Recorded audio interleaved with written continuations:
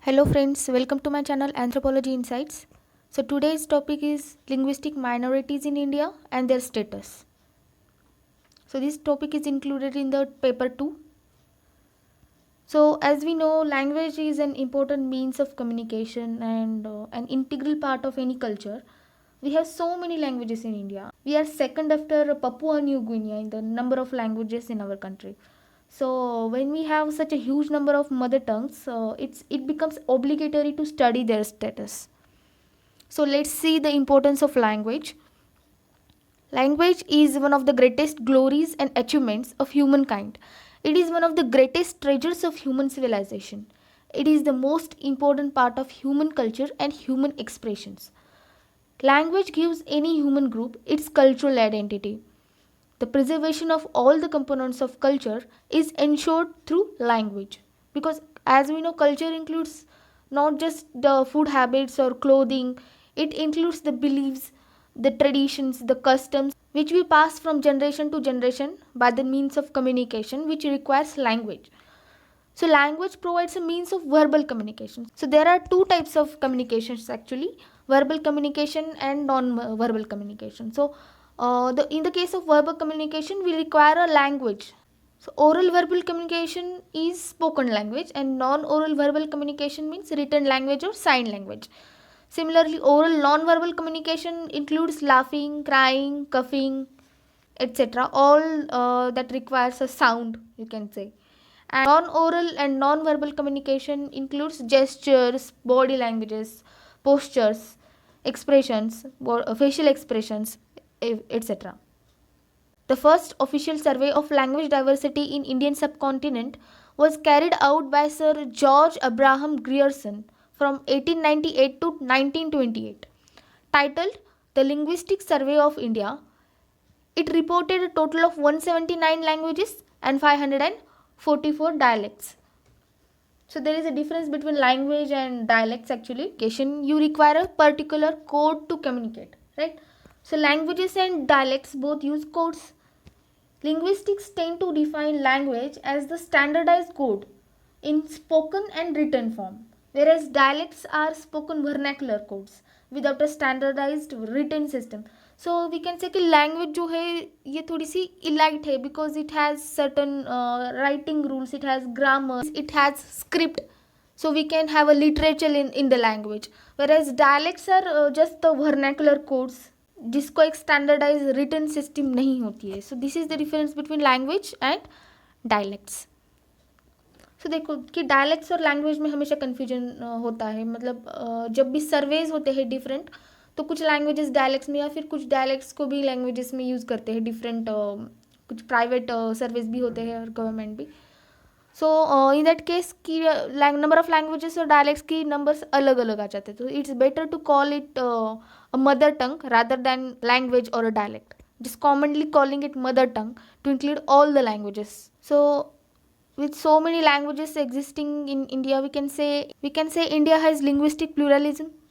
What do you mean by linguistic pluralism? It is the state of mutual existence of several languages in a contiguous space. Contiguous space means sharing the common border with each other. But here, writing on the social geography in 1999, Azajuddin Ahmad writes, the prevailing situation in country is not pluralistic but that of a continuum. What is continuum? So the continuum की definition जो है, that is a continuous sequence in which adjacent elements are not perceptibly different from each other but the extremes are quite distinct. इसका मतलब क्या होता है कि we can say if there are two states speaking different languages, then at the border you can see there are people living who can, okay, but as you gradually move inside that particular state, you will find that there are not much people who are speaking both the languages. Only at the borders you can see that there is a gradual change. There are the people who can speak both the languages, but in the central area of the two states, the people are speaking two different languages. They cannot speak each other's language. So this is called as continuum. one dialect merges into the other almost imperceptibly. One language replaces the other gradually. There is not a drastic change. That language changes from border to the central gradually. Moreover, along the line of contact between two languages, there is a zone of transition which people are in which people are bilingual. तो जो zone of transition होता है between two states, there people are bilingual. Thus languages do not exist in a watertight compartment में हम उनको distinguish नहीं कर, इनको divide नहीं कर सकते. There is a gradual change and drastic change नहीं होता. That's why we can say the states also linguistically reorganized states are not watertight compartments, right? In case of language, not geographical boundaries, but in case of language, the language changes gradually there. So let's see the definition of linguistic minority. The Constitution uses the term minorities in following articles: Article 29(1), 30, 350A, 350B. So what are the constitutional provisions for them? Article 29 says, Article 29(1), any section of citizens residing in the territory of India or any part thereof having a distinct language, script or culture of its own have right to conserve the same.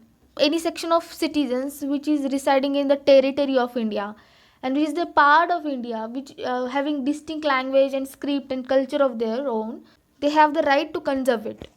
Second is, no citizen shall be denied admission into educational system maintained by the state or receiving aid of the state funds. So किसी भी Indian citizen को आप admission deny नहीं कर सकते which is run by state or which is funded by the state, okay, on the grounds of language. Article 30 says, Article 31, all minorities, whether based on religion or language, shall have the right to establish and administer educational institutions of their choice. So जो भी linguistic या religious minorities होती है, they have the right and administer their own educational institution.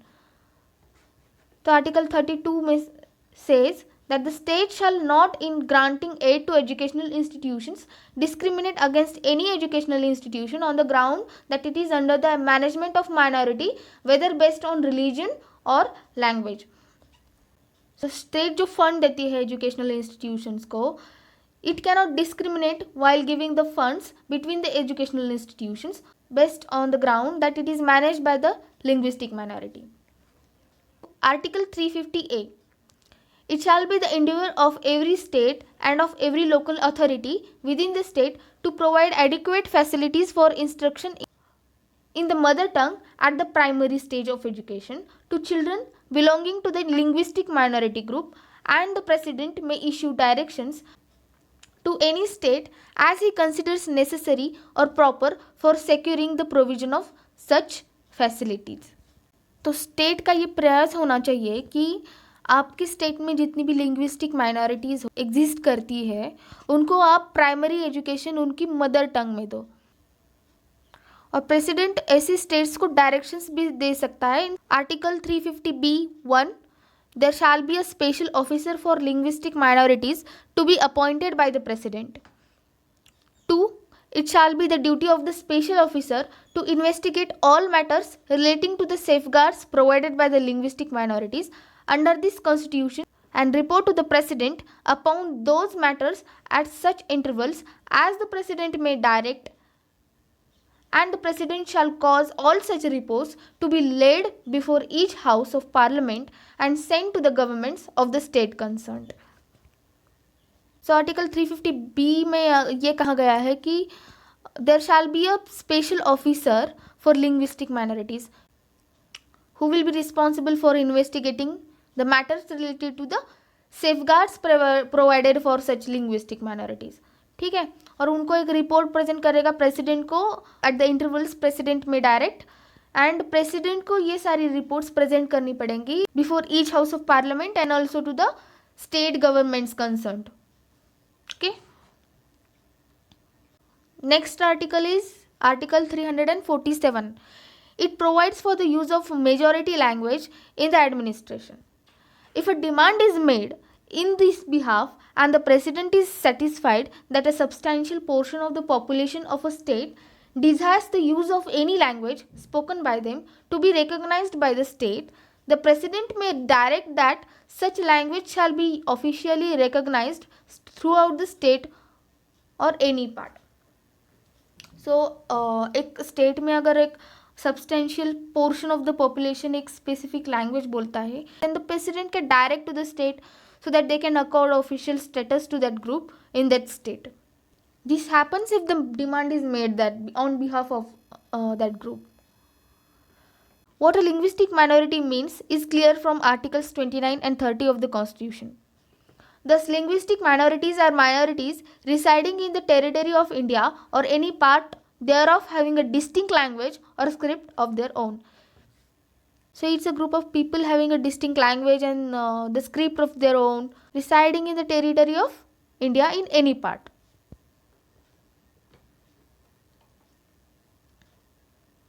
Neither the constitution nor any piece of legislation however defines linguistic minorities. जो भी definition है हमारी linguistic minorities की, वो हमने जो आर्टिकल्स दिए हैं कॉन्स्टिट्यूशन में, उसके प्रोविजंस दिए हैं माइनॉरिटीज़ के लिए, उससे डिराइव किए हैं, या फिर जो भी इंटरप्रिटेशंस है सोशल साइंटिस्ट के या फिर जुडिशियल जजमेंट्स जो है, उससे हमने ये डेफिनेशंस डिराइव की है. There is not any definition of linguistic minorities in any piece of legislature और in any part of constitution. It was in 1971 in the case of DAV College etc. versus State of Punjab and other cases that the Supreme Court of India defined a linguistic minority as a minority that at least has a spoken language regardless of having a script or not. So at least वो एक spoken language होनी चाहिए regardless of having a script. It may have a script or it may not have a script, but it should be a spoken language.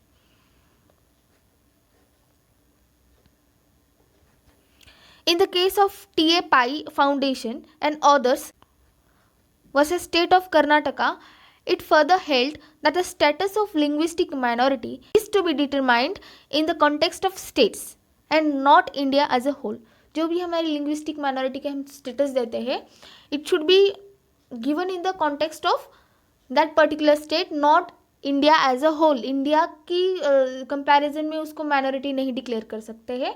State के हिसाब से आपको सोचना पड़ेगा वो लिंग्विस्टिक माइनॉरिटी है कि नहीं, लैंग्वेज माइनॉरिटी में आते हैं कि नहीं. So according to the commissioner for linguistic minorities in India 1988, he defines linguistic minority at the state level means any group of people whose mother tongue is different from the principal language of the state, and at the district and taluka levels different from the principal language of the district or the taluka level. It would thus be observed that the speakers of all the languages become eligible for being included among the linguistic minorities in one or more states, districts or talukas, except for those where the principal language is the same as their own language. सो जो भी तो उनका ये कहना है कि जो भी स्टेट की प्रिंसिपल लैंग्वेज है उस स्टेट को छोड़ के बाकी स्टेट्स में वो लैंग्वेज माइनॉरिटी में आ जाएगी. For example Bengali, it is the principal language of West Bengal. Adjoining states में जो भी बंगाली स्पीकर स्प्रेड हुए हैं उस स्टेट में वो बंगाली लैंग्वेज माइनॉरिटी में हो, या फिर कोई और स्टेट में वो माइनॉरिटी में हो सकती है. तो इस तरह से सारी लैंग्वेजेस एडजॉइनिंग स्टेट्स में माइनॉरिटी में आ जाती है.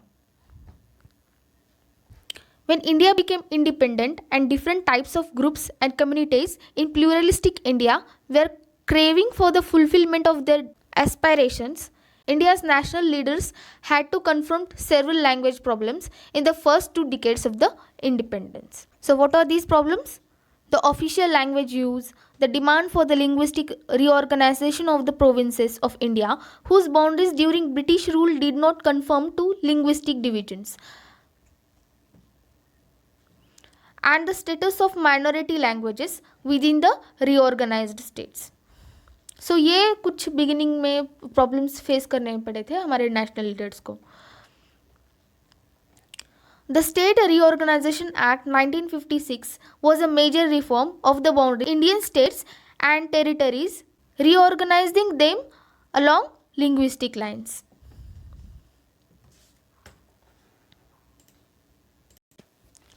सो एक्चुअली इंडियन गवर्नमेंट को एक कन्फ्यूजन था कि किस बेसिस पे इंडियन स्टेट्स को डिवाइड किया जाए, एडमिनिस्ट्रेटिव बेसिस पे या लिंग्विस्टिक बेसिस पे.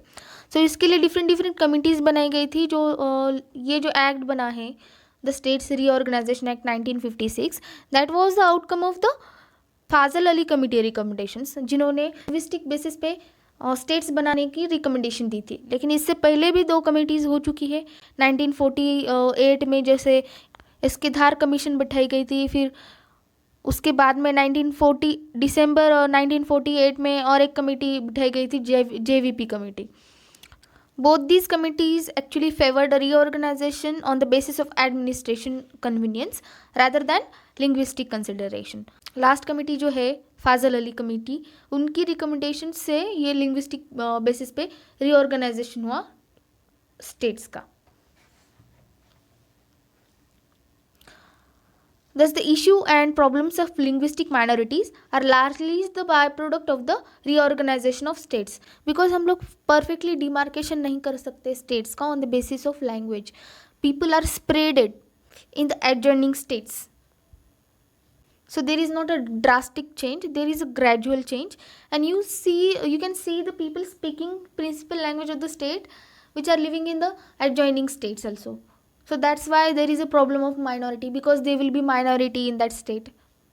So it is actually the problem of demarcation of states on the line of language.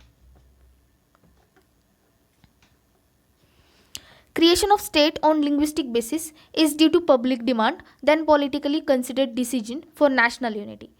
However, creation of states on linguistic basis has not proved to be disastrous for Indian state, and it has rather created unity among people on the basis of language. It has not become a disastrous decision for us, and it actually created unity among the people of the same language. So Hindi and English are recognized as official languages of union. This is by the constitutional amendment, the Official Languages Act 1963. Initially in the Article 343, there was only one language recognized as official language of the Union, and that was Hindi. But after the Constitutional Amendment Act, the continuation of English language alongside the Hindi language allowed.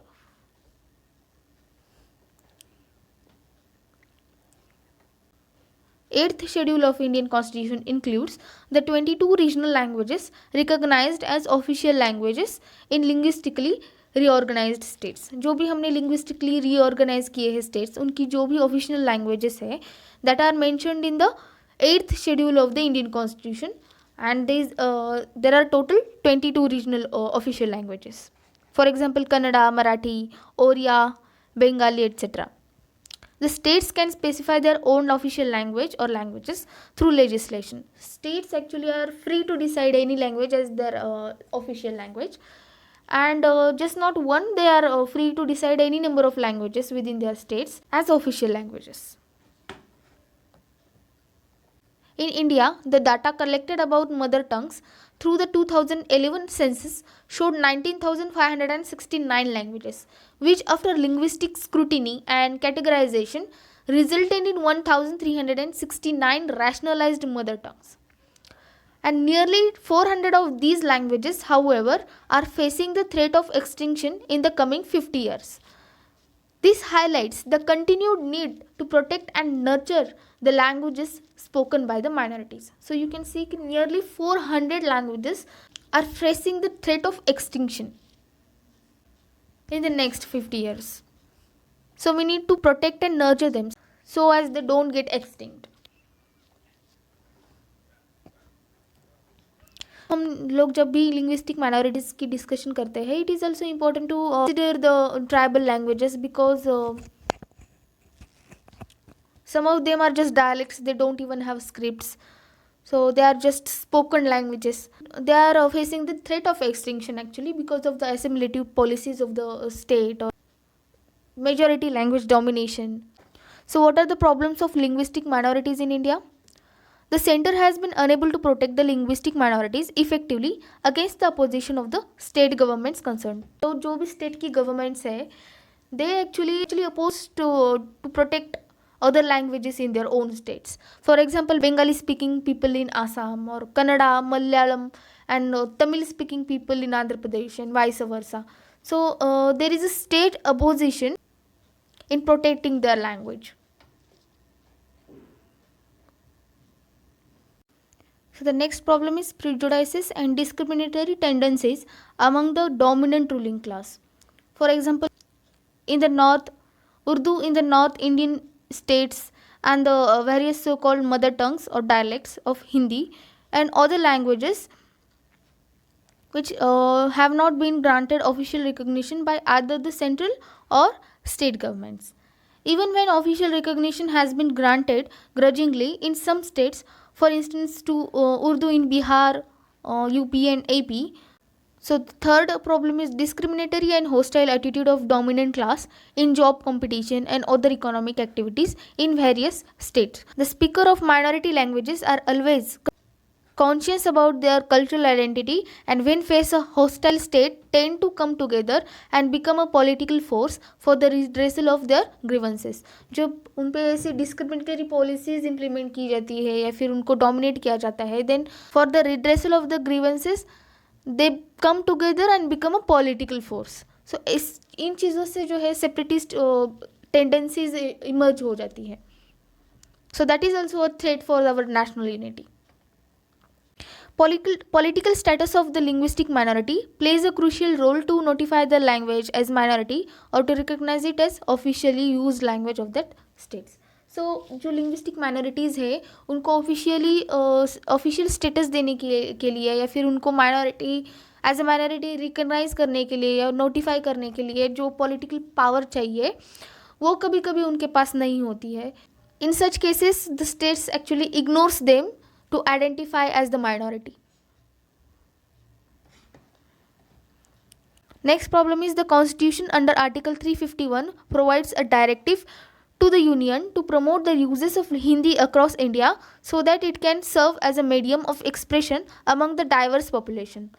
This provision has an imperializing effect on the speakers of other languages and the linguistic minorities.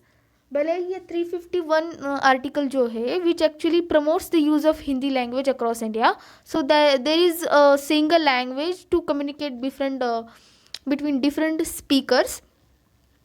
Even if there is a good intention in promoting Hindi all across the India, this provision sometimes become very imperialistic and especially for the speakers of other languages and linguistic minorities.